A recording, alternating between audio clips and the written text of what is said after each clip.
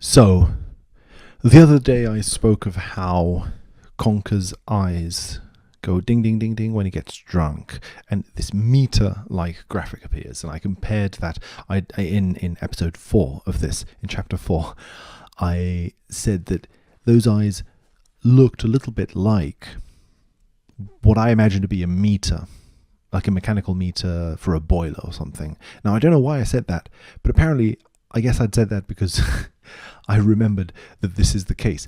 I'd forgotten about this, but I just remembered now that, yeah, indeed, the boiler has this sort of a meter. It has, as far as I can see, exactly the same type of meter. Slightly different design, but a semicircle divided into different chunks and an ascending order from one chunk to the next. And as he gets hotter and hotter, as the temperature of the boiler gets hotter and hotter, I'm imagining that's what that meter is supposed to indicate. I guess it's supposed to indicate the temperature. Because at the end, when it's at maximum, he self-destructs and explodes. And what raises the temperature is Conker hitting the guy's balls. That raises the temperature up and up. Now, this is the only place where we see that meter, and it is the first place where Conker gets drunk in-game as a playable character. He, I think, then gets drunk again for a second time in the Rock Solid nightclub, and I think those are the only 2 times you can get drunk in the game. So this is the first time as a player that you have encountered the animation where Conker's eyes do a little alcohol meter thing. And this place where you encounter this animation for the first time is also the first place where you see this little semicircle meter. So they're the same.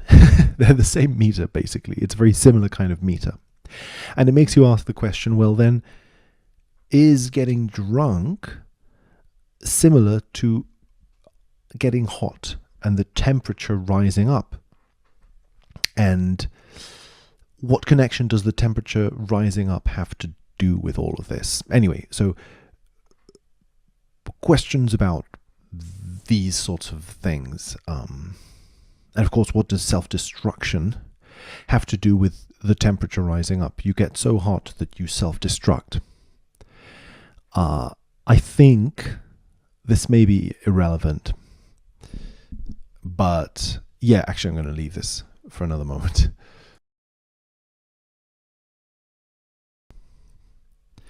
Another thing that really shocked me looking at this scene again is that this is... Okay, what's happening? First of all, you go down into this boiler room. We're doing a non-linear video here, apparently. I hadn't even thought about that, but we're just going full non-linear for the time being. It's okay. So you go down into this boiler room. This boiler room is below, I think, the room where Carl and Quentin, I think are their names, the cog wheels are, and Mr. Big Cog. I want to suggest a few things, and these are that, on the one hand, you got these 2 people who are Carl and Quentin. They're 2 people, but they're together. They form the same sort of body. They're together in the same body. What happens with this body then is these 2 people. And then down below in the furnace, we also meet, our first encounter is with these 2 people, these 2 imps, these 2 fire imps. Now, this is going to get really like Freudian, I suppose, and weird, but I want to try and explore something that I think is happening here, which is that one of the imps is smoking a cigarette, and the other imp is enjoying farting. He's like having fun farting. He's just farting, and that's the fun that he's having, right? Okay, I'm going to write this down. Writing is hard, but I'll write about Carl and Quentin. They're two cogs. One of them, yeah, I need to return to video. This is difficult. I'll have to talk about Carl and Quentin because what's getting me confused here is I'm trying to draw a parallel between these two sets of characters. I see on the one hand above Carl and Quentin. I'm assuming it's above Carl and Quentin. And Carl smokes a cigar.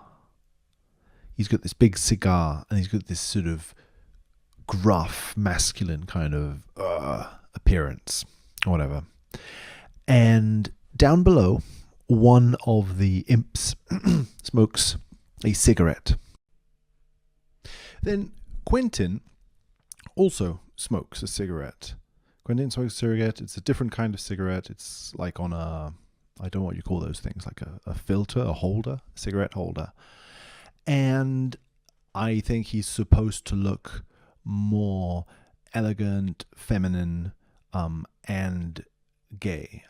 I think, he's assumed to be gay because of the fact, well, apart from just the stereotype of how his appearance is, which I think is trying to evoke that, there is the fact of anal sex, which is an important aspect of this scene and of this game as a whole, I would say. But this, in this moment, at least. Hey, so then, we've got this situation where we've got these two imps below, and one of them smoking a cigarette, and one of them is enjoying farting. I'll return to text again. Farting. No, enough text. I'm just going to speak out loud without planning it. The thing with farting then is that it appears to me that we have two people downstairs, one who's enjoying a cigarette, which is like an oral kind of enjoyment, someone who's enjoying ingesting something through the mouth and the pleasures associated with the mouth, so to speak. And so, of course, upstairs, Quentin says that he likes anal sex. He likes Mr. Big Cog being inside of him. And obviously, it's a euphemism because they're not penises and they're not anuses, but that's what the game is playing with, I think. And I find that very interesting, actually, this sort of association of things with things that resemble those things, like a wooden stick, which is where it gets really Freudian. And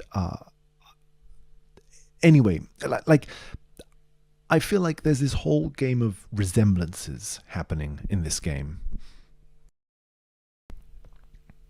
And so where could we go from there?